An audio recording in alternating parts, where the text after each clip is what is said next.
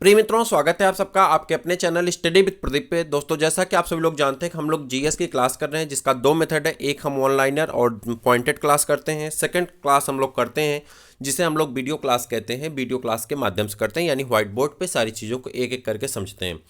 हम लोग general science से स्टार्ट किए हैं और हमारा लक्ष्य है कि मई जून तक हमको पूरे सब्जेक्ट को कवर करना है। एक तरफ इतिहास का आपका क्वेश्चन पेपर चल रहा है, तो दूसरी तरफ आपकी क्लास चल रही है। दोनों चीज़ें आपकी साथ साथ चल रही हैं। आप चैनल पे जुड़े रहें। जो चीज़ें आप मोटी फीस दे करके नहीं प्राप्त कर सकते हैं, वह चीज़ें आपको फ्री में मिल रही हैं। आर ओ की एक बड़ी न्यूज निकल करके ये आ रही है कि आपका विधान जो आर ओ है, एक विधान भवन का फिर आर ओ आने वाला है। इलाहाबाद का आर ओ आने वाला है, यानी हाई कोर्ट का आर ओ की वैकेंसी आने वाली है। और तीसरी जो बड़ी खबर है वो आपने पढ़ा है कि 1 अगस्त को आपका आर ओ का पेपर है। उन सबको उद्देश्य में रख करके हम आपकी जीएस की क्लास, ज्योग्राफी की क्लास, उसके बाद यूपी स्पेशल, आपकी हिस्ट्री का प्रैक्टिस पेपर, उसके बाद संविधान की पूरी क्लास, जनरल साइंस का पूरी क्लास हो ही रही, तो सारी चीज़ों को हम कवर कर रहे हैं आपके लिए। तो आप जरूर चैनल से जुड़िए और इस सब का लाभ उठाइए फ्री में, जिसके लिए आपको एक भी पैसा पेड नहीं करना है। ठीक है, तो आगे बढ़ें उससे पहले मैं आपको एक चीज़ और बता देता हूँ। नीचे एक लिंक हमने दिया है और वो है काम की बात। ठीक, मन की बातें आपने बहुत सारी सुनी है, बहुत सारों से सुन रहे हैं। जो यहाँ पे मेरे दोस्त हैं, जो लोग बीजेपी भक्त होंगे, उनसे भी मैं कह रहा हूँ कि एक बार आप काम की बात जरूर सुनिएगा, आपको उसका लाभ मिलेगा। ठीक है, आप एक बार सुनिए तो सही काम की बात। मन की बातें आपने बहुत सुनी है, बहुत कही भी हैं लोगों से। एक बार काम की बात सुनिएगा। नीचे डिस्क्रिप्शन में लिंक है, वहाँ से आपको मिल जाएगी वो क्लास। मैं किसी क्लास के लिए रिकमेंड नहीं करता कभी, लेकिन उस चीज़ को जरूर सुनिएगा। और मैं आपसे एक बार फिर कह रहा हूँ कि इस वीडियो को आप शेयर करिए या मत करिए, उसे अपने हर एक ग्रुप में शेयर करिए। दोस्तों, इस समय हमें, आपको और सबको एकजुट होना है अगर आपको रोजगार चाहिए तो इसलिए मैं आपसे कह रहा हूं कि आप एक बार जरूर इसे शेयर करिएगा, अपने दोस्तों तक शेयर करिएगा। मैं वीडियो में मैं खुद बोला हूं, मैं जो भी बोला हूं, उल्टा पलटा सीधा जो भी मैं बोला हूं, आप परेशान मत होइए, आप नहीं फंसेंगे। आप उसे जरूर सुनिएगा। ठीक है, खनिज लवण, अब यहाँ पर हम लोग खनिज लवण पढ़ने चल रहे हैं, बात नहीं करेंगे, अब सिर्फ क्लास करेंगे। ठीक है, खनिज लवण अकार्बनिक पदार्थ हैं। एक सेकेंड। खनिज लवण अकार्बनिक पदार्थ हैं। मानव शरीर में कम से कम 29 तत्व पाए जाते हैं। देखिए, यहाँ पे ये प्रश्न आपसे पूछा जाता है, तो मानव शरीर में कितने तत्व पाए जाते हैं? तत्वों की संख्या होती है 29। मानव शरीर की बात हो रही है, इन्वायरमेंट के तत्वों की बात नहीं हो रही। इन्वायरमेंट में आप पीरियोडिक टेबल में देखेंगे तो 118 से 120 तत्व हैं। 118 तत्वों की चर्चा की जाती है, लेकिन पीरियोडिक टेबल के तत्व की बात नहीं की जा रही। यहाँ पे मानव शरीर में पाए जाने वाले तत्वों की बात की जा रही है। ठीक है, पीरियोडिक टेबल आपको याद है कि नहीं? पीरियोडिक टेबल में सारे तत्वों के बारे में स्थान दिया गया है। ठीक है, यद्यप खनिज से ऊर्जा प्राप्त नहीं होती। यहां देखिए, ये बड़ा मुद्दा है। आपको जो ऊर्जा के लिए आप खाते हैं तो 3 चीज खाते हैं, जिसकी तीनों क्लास आप हो चुकी है: कार्बोहाइड्रेट, प्रोटीन और क्या खाते हैं? कार्बोहाइड्रेट, प्रोटीन और फैट। तो प्रोटीन से भी ऊर्जा कम मिलती है, बल्कि प्रोटीन से आपके बॉडी बिल्डिंग के लिए मिलता है मटेरियल, लेकिन ऊर्जा मान लेते हैं। तो ये 3 यहां से ऊर्जा प्राप्त नहीं होती। जल से भी ऊर्जा प्राप्त नहीं होती है। यह प्रश्न आपका आएगा कि निम्न में से कौन सा ऐसा भोज्य पदार्थ है जहां से ऊर्जा प्राप्त नहीं होती है? आप तुरंत किस पे टिक करेंगे? खनिज पे या जल पे, जो दिया होगा उस पे टिक करेंगे। ठीक है, परंतु इसकी आवश्यकता शरीर की विभिन्न अपक्रियाओं के लिए किया जाता है। खनिज लवण के कार्य: लवणों के आयनों के कारण जीवद्रव्य में विद्युत चालकता होती है। इसी से जीवद्रव्य में संवेदनशीलता आती है। जैसे मान लीजिए कि आपके बॉडी में मच्छर पैर में काट रहा होता है और आप सो रहे हैं। आपके बॉडी में मच्छर आपके पैर में काट रहा है और आप निधड़क सो रहे हैं। तुरंत आपका ब्रेन आपके हाथ को मैसेज देता है कि तू बैठा है, तुम्हारे पैर में काट रहा है। उसके बाद आप जो तमाचा अपने पैर पे मारते हैं अपने हाथ से खींच करके, वह तमाचा कोई अपने दुश्मन को भी उतनी तेज नहीं मारता है। उसी तरह से आप अपने चेहरे को भी पीटते हैं बहुत तेज जब मच्छर बैठा होता है। हालांकि मच्छर आपसे भी ज़्यादा सजग होता है और उड़ जाता है। तो जो संवेदनशीलता चलती है, जो आपके बॉडी में मैसेज चलते हैं, वो मैसेज कैल्शियम और पोटेशियम और आयन, सोडियम आयन के रूप में चलते हैं। यही कारण होता है जब आप किस में हो जाते हैं, जब आपको कॉलरा हो जाता है, तो ऐसा कहा जाता है कि आपके बॉडी में सोडियम आयन की कमी हो जाएगी, सोडियम और क्लोराइड आयन की कमी हो गई है। तो फिर आप किसको लेते हैं? रीहाइड्रेटिंग सोल्यूशन, जिसका नाम क्या होता है? ORS, फुल फॉर्म आप जानते हैं, ORS, आप जानते भी होंगे तो फिर से एक बार याद करिए। ORS को कहते हैं ओरल रिहाइड्रेटिंग सोल्यूशन, ऐसा सोल्यूशन जो फिर से हमारे बॉडी में रिहाइड्रेशन को मतलब पूरा कर दे, यानी हमारे बॉडी में आयंस की क्वालिटी को पूरा कर दे, तो उसे हम लेते हैं ORS, ओरल रिहाइड्रेटिंग सोल्यूशन। याद रखेंगे, प्रश्न पूछा गया है, ठीक है। तो यहाँ पे बात करें, एक सेकेंड, हाँ हाँ ठीक। अनेक रासायनिक अपक्रियाओं में आयन बंधकों का कार्य करते हैं। कई ऊतक, रक्त, हड्डियों, दांतों आदि की रचना में भी भाग लेते हैं। इनके जब बनावट होती है, जैसे कि ऊतक की बनावट हो, रक्त की बनावट हो, ठीक है, हड्डियां दांतों की बनावट हो, तो उसमें भी मिनरल्स काम करते हैं। आप ब्रश करते हैं, देखिए प्रचार भी आता है कोलगेट का कि इसमें कैल्शियम पाया जाता है, कैल्शियम आपके दांतों को बनाए स्ट्रांग, तो करते रहें क्लोजअप, क्लोजअप नहीं कोलगेट, ठीक। तो दो दो ब्रांड का प्रचार हो गया, आप जिसकी इच्छा हो उसको खरीद लीजिए। और बाबा रामदेव का भी आता, क्या आता है, दंत क्रांति, हाँ, तो दंत क्रांति, दांतों में आए क्रांति, इसलिए करते रहे दंत क्रांति, ठीक। मजाक खत्म, चैप्टर आगे बढ़िए। हृदय स्पंदन, चेता संवहन, पेशी संकुचन आदि में महत्वपूर्ण भाग लेते हैं, ठीक। मानव शरीर के लिए आवश्यक खनिज, मानव शरीर में जो आवश्यक खनिज है, सबसे पहले सोडियम। सोडियम का सिंबल क्या होता है आप जानते हैं? सोडियम का सिंबल होता है Na। सोडियम का सिंबल क्या होता है? Na, ठीक। एक्स का एटॉमिक नंबर कितना होता है? 11 होता है, केमिस्ट्री में पढ़ेंगे, घबराइए मत। यह मुख्यतः कोशिका बाह्य द्रव्य में धनायन के रूप में होता है तथा यह निम्नलिखित कार्यों से संबद्ध होता है। पेशियों का संकुचन, तंत्रिका तंत्र में तंत्रिका आवेश का संचरण, मैंने कहा ना तंत्रिका आवेग जो हमारे बॉडी में नर्व इंपल्स चलती हैं, तंत्रिका तंत्र पढ़ेंगे तो उसमें नर्व इंपल्स कैसे चलती बताएंगे आपको। शरीर में धनात्मक विद्युत अपघट्ट संतुलन बनाए रखना, यह रक्त दाब नियंत्रित करने में सहायक होता है। रक्त का दाब नियंत्रित करने में क्या होता है? सहायक होता है। सोडियम का स्रोत कहाँ से सोडियम हमको प्राप्त होते हैं? साधारण नमक से, जो हम नमक खाते हैं, इसका फार्मूला क्या होता है? NaCl होता है। जो लोग बीएड वाले हैं या टेट वाले हैं वो भी ध्यान दें, तो इसको क्या कहते हैं? NaCl, sodium chloride. साधारण नमक का फुल फॉर्म क्या है? NaCl, sodium chloride. मछली से मिलता है, तो जो लोग वेजिटेरियन हैं वो लोग तो खा नहीं सकते मछली, अंडे से भी नहीं मिलता, अंडे से मिलता है, मांस से मिलता है और दूध से मिलता है। दूध में भी कुछ नमक का हिस्सा होता है, सोडियम का हिस्सा पाया जाता है, ठीक है। दूध में क्या नहीं पाया जाता है? आपसे पूछा जाता है निम्न में से कौन सा ऐसा तत्व है जो दूध में नहीं पाया जाता है? दूध में आयरन नहीं पाया जाता। एक तत्व ऐसा है आयरन जो हमारी बॉडी के लिए जरूरी है, वो दूध में नहीं पाया जाता, ठीक है। बाकी सभी दूध में तत्व पाए जाते हैं जो हमारे बॉडी के लिए जरूरी है। दूध में प्रोटीन भी पाया जाता है। कौन सी प्रोटीन पाया जाता है दूध में? तो दूध में केसिन प्रोटीन पाया जाता है। कौन सा प्रोटीन पाया जाता है? केसिन प्रोटीन, जो जम करके दही का फॉर्मेशन करता है, ठीक है। दूध में शर्करा भी पाई जाती है। कौन सी शर्करा पाई जाती है? लैक्टोज शर्करा पाई जाती है, ठीक है। दूध दही में कैसे, किस बैक्टीरिया की सहायता से बदलता है? लैक्टोबैसिलस की सहायता से बदलता है। ये सारी चीज़ें बेसिक क्वेश्चन है, लेकिन घुमा फिरा के पूछ लिया जाता है। जैसे एनटीपीसी में पूछ लिया है, अभी एनटीपीसी में क्वेश्चन आया था कि निम्न में से कौन सा ऐसे शर्करा है जो दूध में पाई जाती है। मैं वहीं से प्रश्न बता रहा हूँ आपसे, तो वह प्रश्न आप कहेंगे लैक्टोज शुगर पाई जाती है, ठीक है। तो ये सारी चीज़ें ऐसे आती रहती हैं, ठीक। अगला है आपका पोटेशियम। आपको सामान्य चीज़ें भी ध्यान से सुनते चलना है जो काम देगा, इसीलिए हम आपको लेके आते हैं ये पॉइंटेड क्लास। पॉइंटेड क्लास में क्या होता है, हम बहुत सारे क्वेश्चन आपको बता सकते हैं, लेकिन जब हम वीडियो क्लास में आते हैं ना, तो वीडियो क्लास में हमारे ऊपर दबाव होता है कि हमें टॉपिक कवर करना है, उस चीज़ को समझाना है, उस थीम को समझाना है। तो ज़्यादा क्वेश्चन करेंगे तो वीडियो की लेंथ बहुत बड़ी हो जाएगी। और मेरा मानना ये है कि एक वीडियो अगर हम मोबाइल पे देखते हैं ना, तो आधा घंटा मैक्सिमम होता है। या तो भाई कोई ऐसे वगैरह हो जिसमें हमारे पास 2 घंटे 3 घंटे की टाइम हो, तो यहाँ पे हम पिक्चर भी 2 घंटे मन से नहीं देख पाते। क्लास देखने के लिए आपको 30 मिनट की आपकी जो क्या कहते हैं उसको रेशियो है, बहुत अच्छी है, ठीक है। तो पोटेशियम की बात करें, यह सामान्यतः कोशिका द्रव्य में धनायन के रूप में पाया जाता है। यह लगभग सभी खाद्य पदार्थों में उपस्थित रहता है। यह निम्न अपक्रियाओं के लिए आवश्यक कोशिका में होने वाली अनेक अपक्रियाएं, पेशी संकुचन, तंत्रिका आवेग का संचरण, इसके लिए जरूरी है। और उसके बाद आप कैल्शियम, जो आपके दांतों को मजबूत बनाए, इसलिए ले आए आप स्टडी विद प्रदीप का मंजन, अभी लॉन्च नहीं है, ठीक है। तो यहाँ पे कैल्शियम की बात करें, कैल्शियम में यह विटामिन डी के साथ हड्डियों और दांतों को दृढ़ता प्रदान करता है। आप प्रचार देखते होंगे, टीवी भी देखते हैं, नहीं देखते हैं? देखा करिए, ठीक है। न्यूज़ जरूर देखा करिए, बहुत ज़रूरी होता है न्यूज़ देखना। न्यूज़ से आप न्यूज़ एक बार देखेंगे ना, तो आपको सारी चीज़ें याद हो जाती हैं। ये नहीं कि टीवी देखना बैड मैनर, नहीं, टीवी देखना गुड मैनर है, गुड अच्छी बात है, देखा करिए, टीवी देखिए, न्यूज़ देखिए, ठीक है, दैनिक पेपर पढ़िए, ये सारी चीज़ें अच्छी हैबिट में आती हैं। हम लोगों की जब नर्सिंग हुई ना, जब हम लोग नर्सिंग ही किए गए हैं, ठीक है, जब हम लोग पाले पोसे गए तो उस समय बता दिया जाता था भैया देखो, न्यूज़ पढ़ना, पेपर पढ़ना बहुत गंदी बात है, खाली लोग पढ़ते हैं, फुर्सत वाले लोग पढ़ते हैं। नहीं भाई, न्यूज़ पेपर पढ़ना बड़ी अच्छी बात है, न्यूज़ देखना भी बहुत अच्छी बात है। हाँ, अब टीवी में तुम सीरियल लगा के बैठ जाओ, सास बहू के नखरे, तो वो काम मत करिए। वो सब चीज़ें छोड़िए, वो सब फालतू चीज़ें, वो आपके परिवार में डिवाइडेशन का कार्य करती हैं।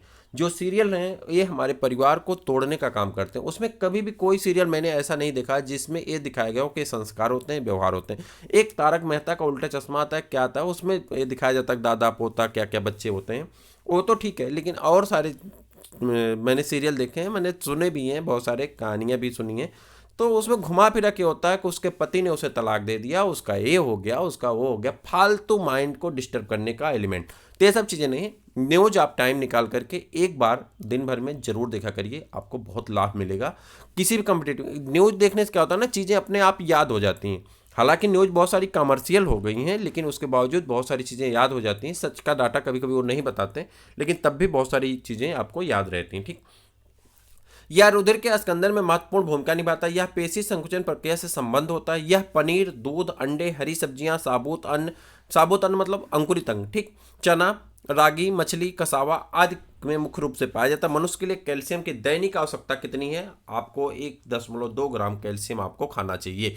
ठीक, फास्फोरस, यह मानव शरीर के लिए एक आवश्यक तत्व है। यह कैल्शियम से संबंध होकर दांतों तथा हड्डियों को दृढ़ता प्रदान करता है। यह शरीर के तरल पदार्थों में संरचनात्मक संतुलन बनाए रखने में सहायक होता है। यह वसा एवं कार्बोहाइड्रेट के पाचन में सहायता करता है। हड्डियों के विकास के लिए फास्फोरस अत्यंत आवश्यक है। दूध, पनीर, हरी पत्तेदार सब्जियां, बाजरा, राई, जेई, आटा, कलेजी, गुर्दे आदि फास्फोरस प्राप्त करने के प्रमुख स्रोत हैं। यह भी हमारे बॉडी के लिए लगभग 1 से 1.5 ग्राम की आवश्यकता होती है।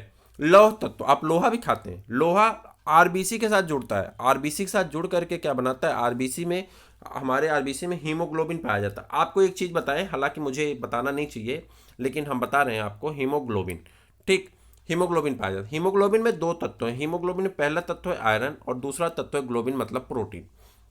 हीमोग्लोबिन किस में पाया जाता है? रक्त में, लाल रक्त कणिकाओं में पाया जाता है। ठीक, रक्त की कणिकाओं के बारे में सब कुछ पढ़ेंगे, लेकिन अभी देखिए लाल रक्त कणिकाओं में तो जो हीमोग्लोबिन है, आप किसी कहते हैं ना कि रक्त देने से रक्त नहीं घटता। क्यों नहीं घटता भाई? रक्त का वो नहीं घटता, क्या कहते हैं, वजन नहीं घटता। रक्त, आप जैसे मान लीजिए कि आपके बॉडी में 5 लीटर रक्त है, आपने किसी को 1 लीटर रक्त दे दिया, तो आपके पानी घुल करके, आपके बॉडी में जो पानी है वो उसमें घुल करके उसे 5 लीटर बना लेता है। लेकिन हीमोग्लोबिन यानी आयरन की मात्रा कम हो जाती है। आपके बॉडी में क्या होता है, आयरन की मात्रा कम हो जाती है। आपने अक्सर ये भी देखा होगा कि जहाँ पे उसको बनाया गया होता है, किसी के सर्कुलेटरी सिस्टम को बनाया गया होता है, तो वहाँ पे डबल सर्कुलेशन दिखाया जाता है। तो फेफड़ा होता है, हृदय होता है, नीचे बॉडी का हिस्सा होता है, तो एक तरफ रेड दिखाया जाता है, एक तरफ ब्लू दिखाया जाता है। कोई इसके बारे में बताएगा कि ऐसा क्यों होता है?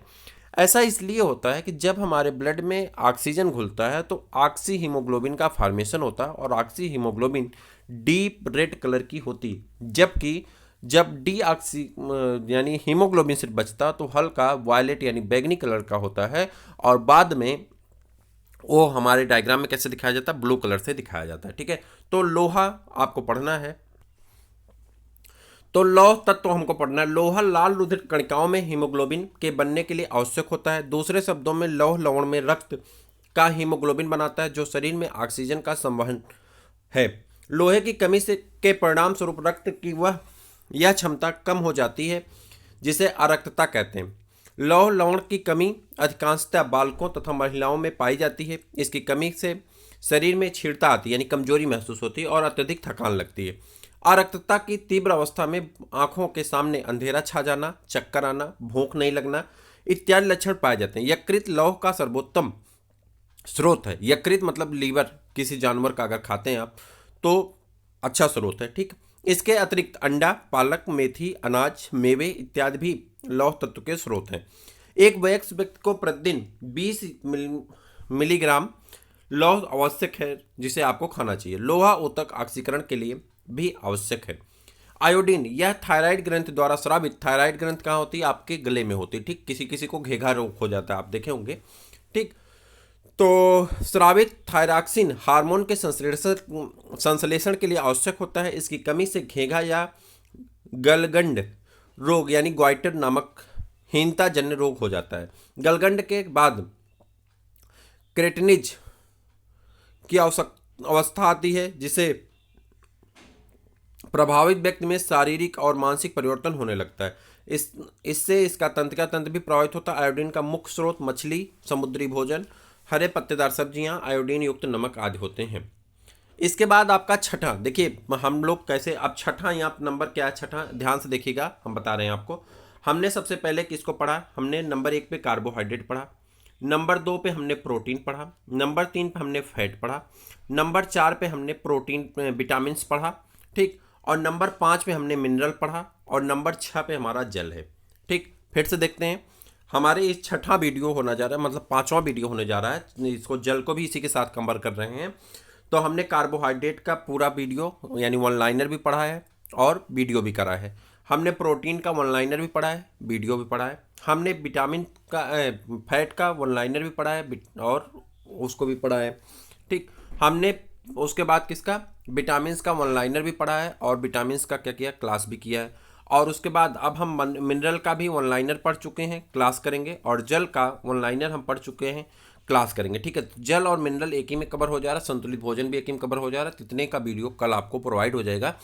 आगे हम बात करें तो उसके बाद हम लोग घुसेंगे कहाँ पे, डाइजेस्टिव सिस्टम पूरा पढ़ेंगे, रिस्पायरेटरी सिस्टम, सर्कुलेटरी सिस्टम। उसके बाद पूरा मतलब पूरा सिस्टम पढ़ने के बाद एनिमल किंगडम मतलब पूरा वर्गीकरण पढ़ेंगे। वर्गीकरण पढ़ने के बाद प्लांट के बारे में पढ़ेंगे, डिजीज पढ़ेंगे, पूरी डिजीज पढ़ करके यहाँ से जैसे ही फुर्सत पाते हैं, ये चैप्टर आपका खत्म होता है। इसका हमने टास्क रखा है फरवरी तक, और फरवरी तक इसे हम फिजिक्स केमिस्ट्री के साथ सब कुछ खत्म करके जैसे ही जनरल साइंस हमारी ओवर होती है, हम कहाँ एंटर कर जाएंगे, संविधान की क्लास में। हम लोग पूरा संविधान पढ़ेंगे, और संविधान से आप जानते हैं हर एक एग्जाम में बहुत प्रश्न आता है। पूरा संविधान करने के बाद मार्च भर में हमको पूरा संविधान करना है, 30 दिन में, एन किन प्रकार चाहे जैसे, और उसमें 1-1 घंटे का क्लास करें, 2-2 घंटे क्लास, लेकिन चाहे जैसे हमको मार्च भर में पूरा संविधान कवर करना है। अप्रैल और मई में, अप्रैल और 15 मई तक हमको पूरी फिजिक्स क्या कहते हैं, ज्योग्राफी पूरी कवर करनी है, बर्ड्स की भी और यूपी की भी, और साथ में इंडिया की भी। और उसके साथ फिर हम लोग इतिहास का, तब तक हमारा प्रैक्टिस पेपर पूरा हो जाएगा, साइंस का प्रैक्टिस पेपर साथ में पूरा हो जाएगा। चल रहा है पीछे से भैया आपका, वो भी चल रहा है। ठीक, तो इस प्रकार से जीएस की वो सारी श्रृंखलाएं, हमारा क्रमबद्ध एकदम बना हुआ है कि हम मई तक सारी चीज़ें कवर कर लेंगे। बस आपका सहयोग, आपका प्यार, आपका साथ चाहिए। आप दे भी रहे हैं साथ, अच्छा लग रहा है मुझे, हमको काम करने में उत्साह बना हुआ है। बीच बीच में आपकी 2-1 क्लास कभी कभी ब्रेक हो जाए, जैसे सीटेट का एग्जाम था तो थोड़ी सी क्लास आपकी डिले हो गई। उसी तरह से आरओ का पेपर था यहाँ पे, क्या कहते हैं, विधान भवन वाला, तो उसमें आपका 2-1 दिन क्लास नहीं आ पाई। तो इस तरह से चीज़ें लगी होती हैं कि हम भी आप ही की तरह हैं, तो कहीं कहीं व्यस्तता हो जाती है जिसकी वजह से नहीं हो पाता है। लेकिन प्रारूप हमारा जो बना हुआ, हम 100% कोशिश करेंगे कि उस प्रारूप को पूरा करें और मई से पहले पूरा कोर्स कंप्लीट हो जाए। ये हमारा आपसे उम्मीद, टास्क भी है और हमारी कोशिश भी है कि हम कंप्लीट कर लेंगे। ठीक है, तो आप चैनल को लाइक जरूर कर दिया करिए और कमेंट करके बताइए क्लास कैसा लगा। ठीक, अब बात नहीं करेंगे, जल्दी से कवर करते हैं, बहुत टाइम हो रहा है। ठीक है, जल मानव आहार का एक महत्वपूर्ण भाग है। मानव शरीर में के भार का लगभग 65 से 70% भाग जल का होता है, यानी आप पानी खूब पीजिए, आपका वजन बढ़ जाएगा। ठीक, उल्टी, वमन अथवा अतिसार से मानव शरीर में जल की कमी हो जाती है। अतिसार मतलब होता है पेचिश पड़ना। ठीक, इस अवस्था को निर्जलीकरण कहते हैं, डिहाइड्रेशन कहते हैं। मैंने ऊपर बताया ना कि जब आपको डिहाइड्रेशन, जैसे आपको पेचिश पड़ रही है, आपको कालरा जैसा सिम्टम लग रहा है, मतलब आपको दस्त भी हो रही है और आपको लेटरिन भी बहुत ज़्यादा जाना पड़ रहा है, ऐसी कंडीशन में क्या होता है, लूज मोशन जिसे कहते हैं, लूज मोशन भी हो रहा है और तो इधर ऊपर से वॉमिटिंग यानी उल्टी भी हो रही है। ऐसी कंडीशन में आपकी बॉडी में क्या हो जाता है, उस सिम्टम को कालरा कहते हैं, और ऐसी स्थिति में आपकी बॉडी में हो जाता है पानी की कमी, और उसी को हम लोग क्या कहते हैं, निर्जलीकरण। ठीक, निर्जलीकरण के लिए आप क्या लाते हैं, ORS का घोल लाते हैं, जिसे ओरल रिहाइड्रेटिंग सोल्यूशन कहते हैं। फिर उसके बाद क्या काम करते हैं आप, जब बहुत दिक्कत हो जाती है तो आप जाते हैं डॉक्टर के पास, ड्रिप लगवाते हैं, यानी पानी चढ़वाते हैं। पानी चढ़वाने का मतलब ये होता है किसी को झगड़ा लगाना नहीं है। पानी चढ़ाने का मतलब एक इसका मुहावरा होता है, पानी चढ़ाना। पानी चढ़ाना का मतलब जानते हैं क्या होता है, मुहावरा बताएंगे, पानी चढ़ाना, अर्थ बताइए कि नीचे पानी चढ़ाने का मतलब क्या होता है। ठीक, निर्जलीकरण से मनुष्य की मृत्यु तक हो सकती है। जल मानव शरीर के ताप को स्वेदन यानी पसीना तथा वाष्पन द्वारा नियंत्रित करता है, या शरीर के अपशिष्ट पदार्थ के उत्सर्जन का महत्वपूर्ण माध्यम शरीर में होने वाली अधिकतर जैव रासायनिक प्रक्रियाएं जलीय माध्यम में संपन्न होती हैं।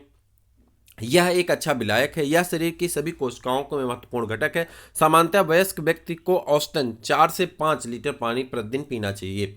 संतुलित आहार, बैलेंस डाइट भी पढ़ लेते हैं कि में वह आहार जिसमें शरीर की वृद्धि और एवं स्वस्थ रहने के लिए आवश्यक सभी पोषक पदार्थ एवं तत्व निश्चित अनुपात में रहते हों, संतुलित आहार कहलाता है। वह व्यक्ति की आयु, लिंग, स्वास्थ्य और व्यवसाय पर निर्भर करता है। सामान्यतः एक सामान्य कार्य करने वाले औसत युवा मनुष्य को 3000 से 3500 कैलोरी ऊर्जा उत्पन्न करने लायक भोजन की आवश्यकता होती है। याद रखिएगा, सामान्य व्यक्ति को कितनी ऊर्जा की आवश्यकता होती है? 3000 से लेकर के 3500 किलो कैलोरी यानी कैलोरी ऊर्जा उत्पन्न करने वाले भोजन खाने चाहिए, जहाँ से इसको इतनी ऊर्जा मिल जाए।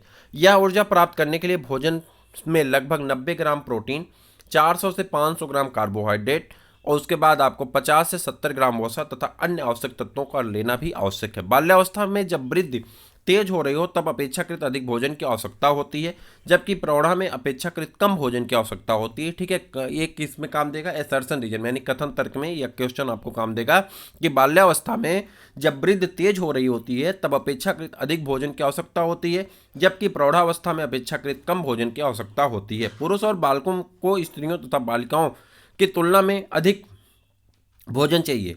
इसी प्रकार शीतकाल या ठंडी जलवायु में ग्रीष्मकाल या गर्म जलवायु की तुलना में अधिक भोजन की आवश्यकता होती है। देखिए, इसी प्रकार शीतकाल, आप ठंडी में खूब दबा के खाते हैं, आप पता है पूड़ी पराठा, आलू पराठा, ये वो खूब दबा के खाते हैं। आप देखिए स्पष्ट रूप लिखा है कि आप दबा के खाइएगा भी। शीतकाल में ठंडी जलवायु में जब ठंडा मौसम होता है तो आपको क्या करना है? ग्रीष्मकाल या गर्म जलवायु की तुलना में अधिक भोजन की आवश्यकता होती है। आपको खूब दबा के खाना चाहिए, जितना खा सकते हैं। जो व्यक्ति अधिक परिश्रम करते हैं और सक्रिय जीवन व्यतीत करते हैं उनके भोजन की मात्रा अधिक होनी चाहिए। अल्प पोषण किसे कहते हैं? ठीक है, अंडर न्यूट्रिशन।